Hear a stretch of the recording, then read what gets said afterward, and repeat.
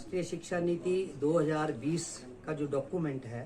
वो ऐसा लगता है कि बदलते भारत की एक तस्वीर है और 21वीं शताब्दी की जो चुनौतियां हैं जिसके लिए बालक को तैयार करना है, विश्व के उस पटल पर उसको पहुंचना है, उसकी तैयारी का ये डॉक्यूमेंट है। सर, जिस उद्देश्य की इसकी टाइमलाइन 2040 तक है आखिरी, लेकिन अभी 2021-22 में इसकी प्री प्राइमरी स्टेज, फिर इसकी करिकुलम फ्रेमवर्क 2025 है, एग्जामिनेशन सिस्टम 2025 तक आएगा, फिर कॉलेजेस को मर्ज करते हुए उसको इंटर डिसिप्लिन बनाने के लिए इसको 2030 कहा गया है और लास्ट में हर जिले के अंदर एक विश्वविद्यालय स्थापित करके 2035 तक एक अच्छी यूनिवर्सिटी और फॉरेन यूनिवर्सिटीज तक वो 2035 और 40 के बीच में स्थापित हो जाएंगी। ऐसा डॉक्यूमेंट के अंदर टाइमलाइन है। हमारे हिमरश्मि विकास नगर के अंदर 5 बल्कि 7 प्रांत हो गए, ले यूटी है, चंडीगढ़ यूटी है, इसके कार्यकर्ता शिक्षाविद आ रहे हैं। हमारा चिंतन है राष्ट्रीय शिक्षा नीति को धरातल पर उतारना, क्योंकि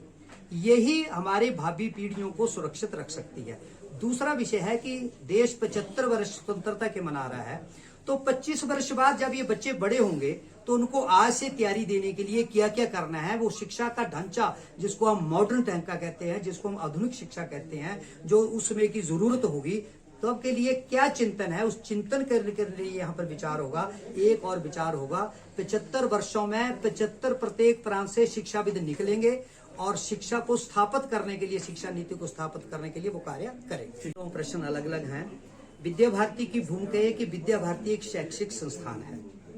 तो वो देश की शिक्षा की चिंता करता है और विद्या भारती का मानना है कि हमारे 25,000 इंस्टीट्यूशन हैं, ये बड़े काम है देश के अंदर,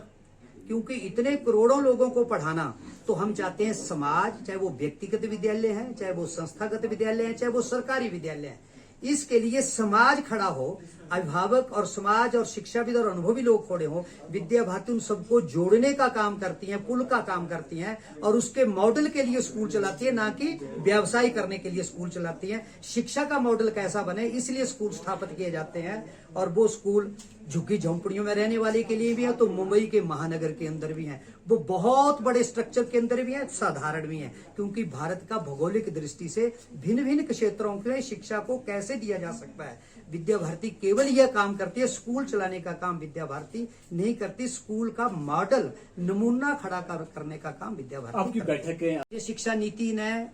देश को रोजगार ही नहीं देने, लेकिन ऐसे रोजगार आप देखेंगे कि किसी भी समय के अंदर किसी विषय की बड़ी मांग बढ़ती है। एक समय था